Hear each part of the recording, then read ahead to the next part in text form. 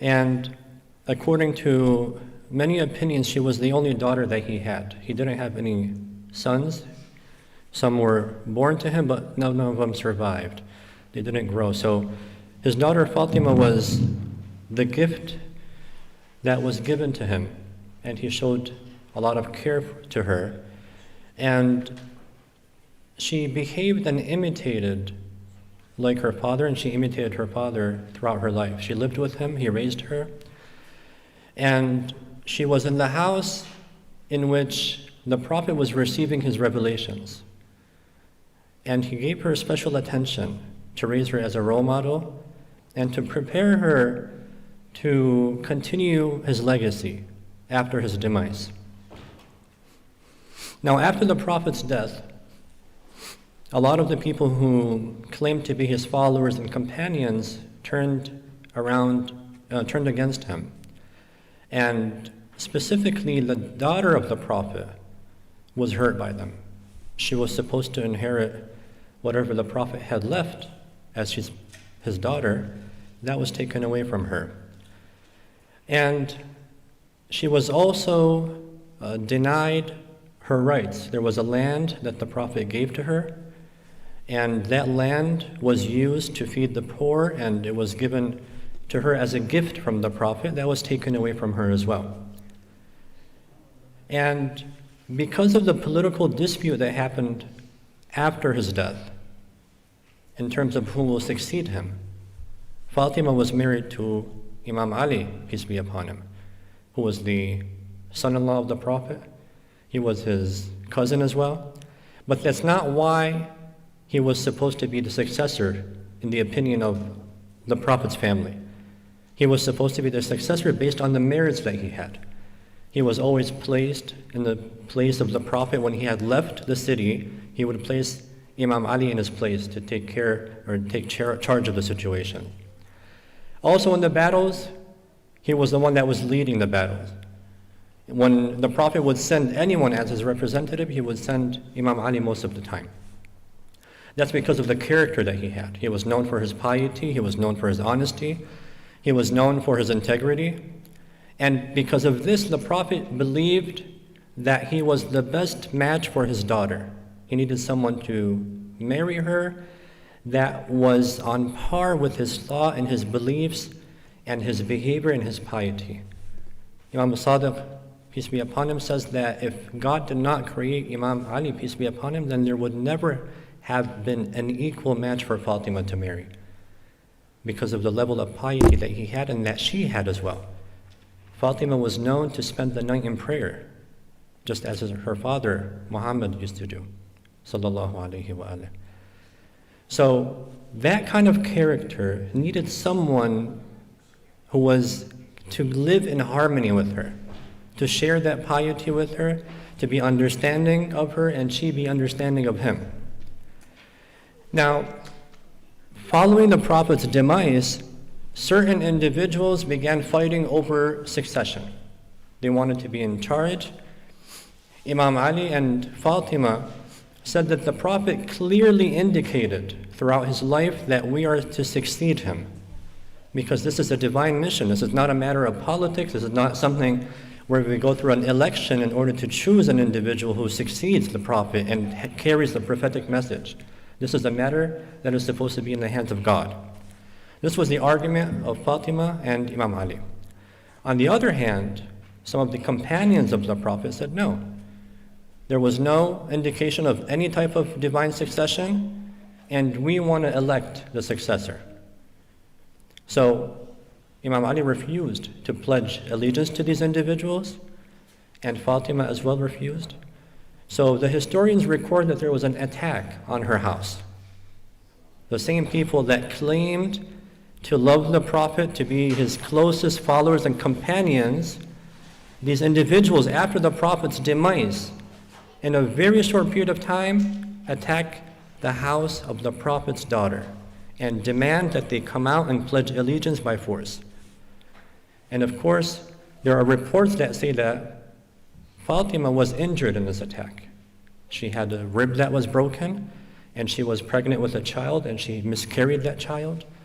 And some individuals try to dispute this, but there is a question that remains there until this day. Why did she die at such a young age? She died around 18 years of age. That's a very young age to die in. She was not ill. There was no record of any illness that she had. Yet she died in a very young age, and she told her husband that when you bury me, carry my corpse out at night, so that nobody witnesses my burial from these people that have harmed me and have attacked me. And her grave, until this day, the location of is unknown. She asked that her grave be hidden from the people because she didn't want her enemies or those who harmed her to come and see that grave. And she wanted to leave a message for the future generations, because this is a question. If the Prophet of Islam is the most important and prominent figure in the religion, and his daughter is revered by the Prophet, and all of the Muslims testify to this, why isn't the location of her grave known to the people? This raises a question, and it allows people to want to delve into history and try to figure out, really, why is this happen? What did this happen? So when this whole dispute happened, her land was taken, her inheritance was taken away. We have historical narrations that say that she came out one time and gave a speech to the people in order to clarify her position and to tell these individuals that they have turned around and stood against the teaching that the Prophet had brought to them.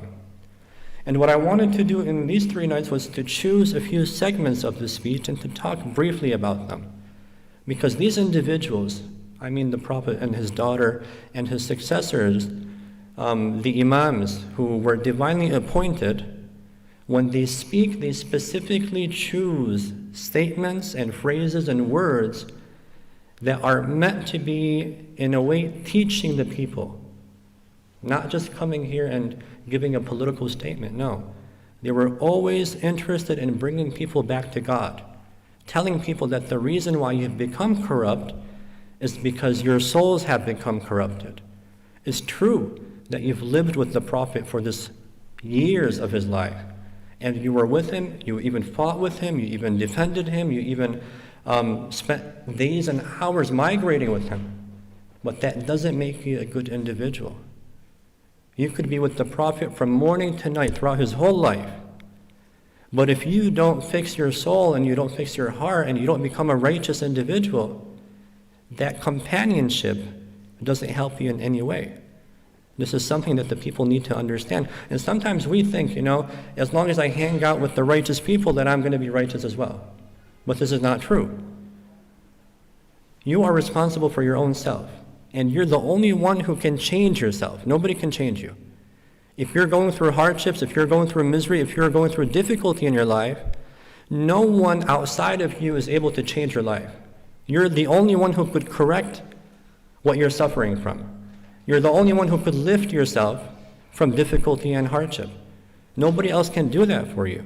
Even if there was a prophet, even if God himself would not intervene because of the free will that you have. If you have a corrupt soul, or you have difficulties in life, or you have some hardships, then you have to work on yourself, and you're the only one who could save yourself. Yes, other people could help you, they could assist you. But if it doesn't come from within, you will never change and improve in your life. So the account says that Fatima got dressed and left her house. And she went where the people were gathered, and she had her supporters with her, and the narration said that when she would walk, her walk was the same walk as the Prophet's walk. She would walk in the same style and the same method. So she goes and she has the Muslims gather around her, and she sat down, and the people began crying around her. They became emotional, because they saw the pain that she had. And people loved her, but they weren't able to let go of that ego that they had. It's true that they loved the Prophet's daughter, but at the same time, they wanted power, they wanted authority, they wanted money, they wanted wealth, and they couldn't let go of that. So she began by praising God and sending blessings upon her father. And she said, Alhamdulillahi ala ma an'am. All thanks to God for everything He had blessed us with.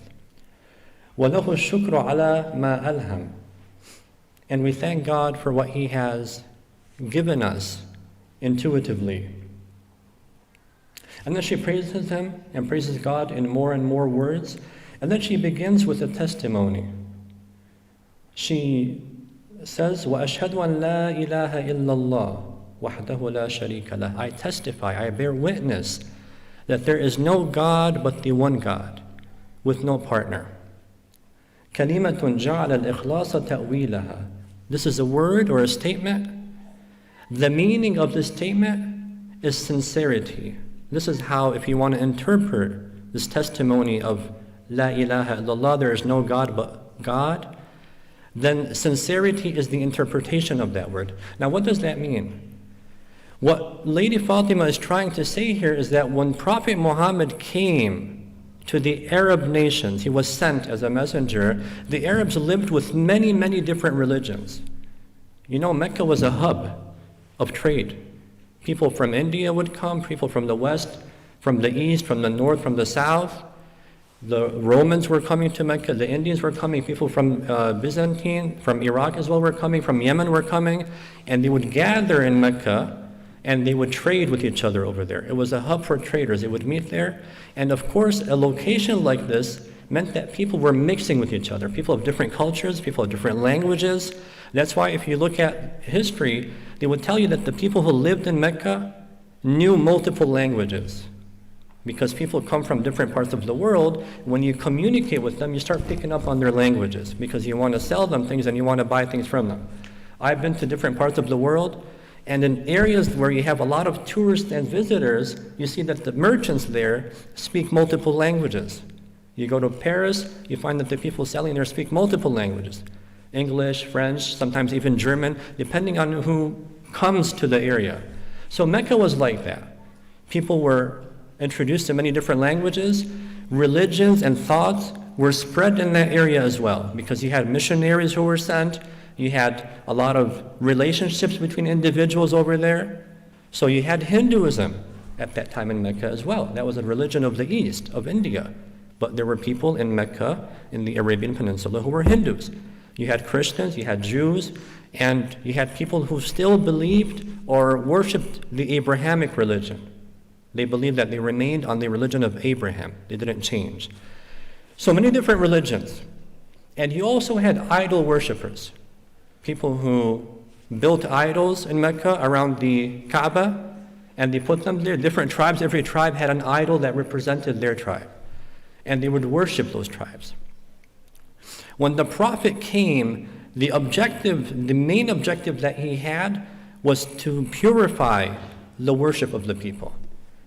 He came and told them that if you want to worship God, then you have to worship the true and one divine God. There shouldn't be an intermediary between you and God. There shouldn't be idols. There shouldn't be things that you put between you and God. You have to remove this and purify this notion of God so that you worship the absolute divinity. This was the objective of the Prophet. And this is what Lady Fatima is trying to refer to over here. That you individuals who used to worship these idols, and you were very tribal people, you made your tribes the criteria by which you measure falsehood and truthfulness. If your tribe does something, and another tribe goes against it, then you stand with your tribe against that, no matter whether they're right or wrong. It was a tribal system over there. The Prophet came to eliminate that. And he said that the only relation that you should have is the relation to truth and relation to God. If your tribe does something wrong, then you go against that. You stand up with the truth and you stand with justice. After the Prophet's demise, it's as if the people went back to their old habits. Now we had tribes fighting over who wants to succeed the Prophet after his death. Completely forgot the whole message that the Prophet came with, except a few individuals that remained. So, when she came to speak, she came to remind them of this reality and this truth.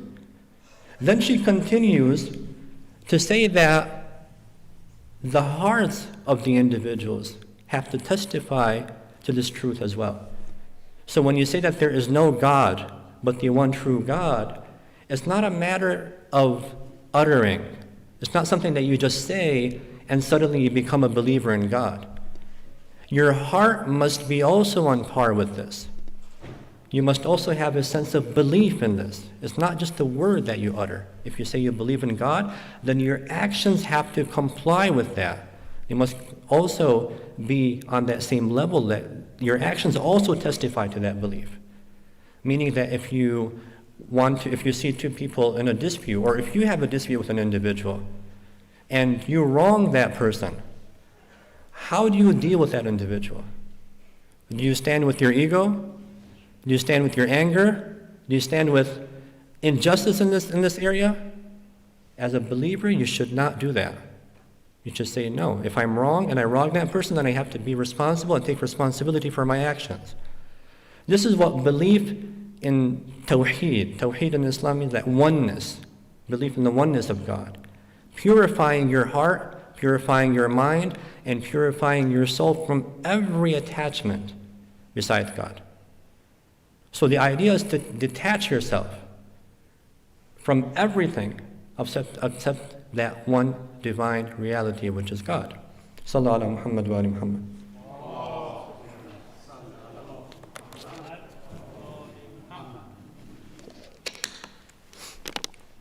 So the idea that she was trying to tell these individuals is that it seems like you've missed the whole message that my Father came with.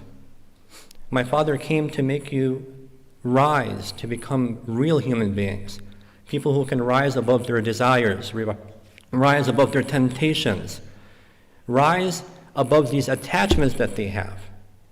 But it seems like all these years that he spent with you and the difficulties and hardships that he went through have not completely purified you yet.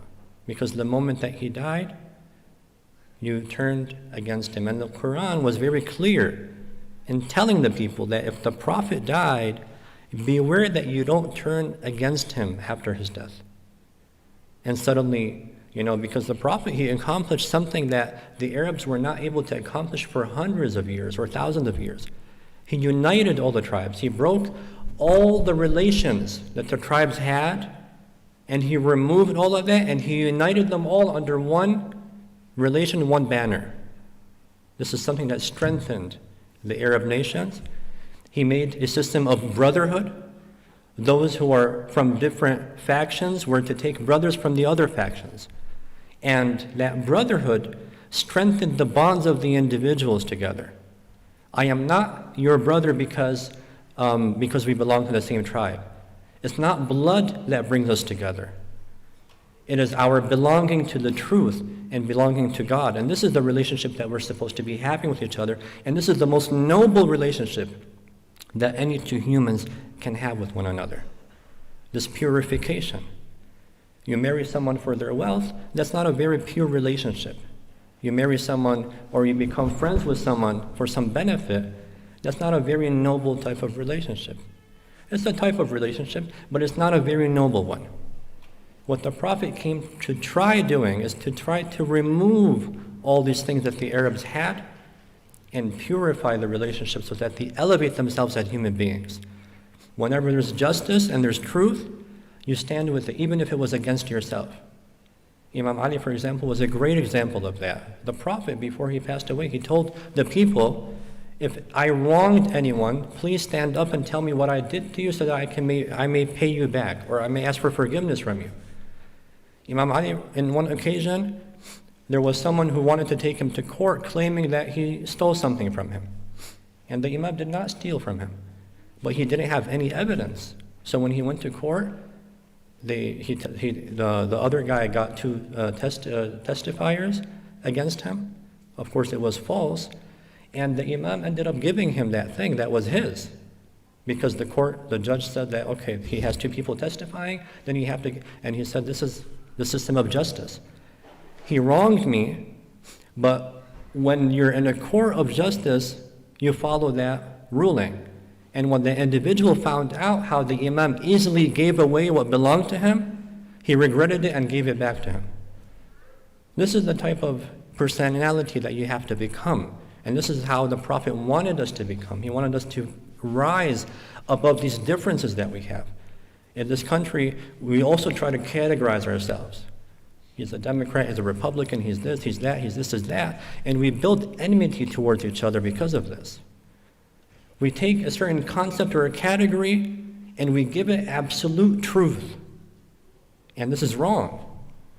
We shouldn't judge things based on where they belong and under what category they fall. If these individuals are doing a right thing, then we support the righteousness in what they do. If they're doing a wrong thing, then we denounce the wrong thing, even if it was a party that I like and I endorse and I belong to. If they're doing something wrong, they're doing something wrong. This is not a matter of, supporting someone even if they're wrong just because you belong to their group or you belong to the club that they belong to. So the first message that she wanted to send to them is this, is that when you came to take these things away from me, you went back to all those old habits that you had, whereas the Prophet had tried to elevate you guys above all this. So it was a reminder for them to wake up and to realize the wrongdoing that they've done, and that by doing this, what they've done in fact is that they took themselves back all the way to point zero from the start. And then she continues by clarifying the teachings that the Prophet gave the people, prayer, fasting, and she gives the reasons behind why prayer was legislated to you guys. Because all of these Muslims who stood against Fatima to Zahra, they were praying. They were fasting, they were paying zakat, they were going to Hajj, they were doing every ritual, every obligation that they had to do. Yet, they come and they turn against her like that and they do all this wrongdoing. How? How can you pray? How can you fast? How can you do all this stuff? And you end up as corrupt as you were before doing any of this, and even worse at times. Well, that shows that maybe you haven't realized the purpose of prayer. You haven't realized the purpose of fasting. You don't fast just to make yourself hungry. You fast to detach yourself from that desire to go after food and feed yourself and fill your stomach. There's a reason that fasting was legislated, is to allow you to look inwardly in yourself, detach yourself from the outside. So in the speech, she begins to clarify to the people that maybe this is where you have missed the point as well.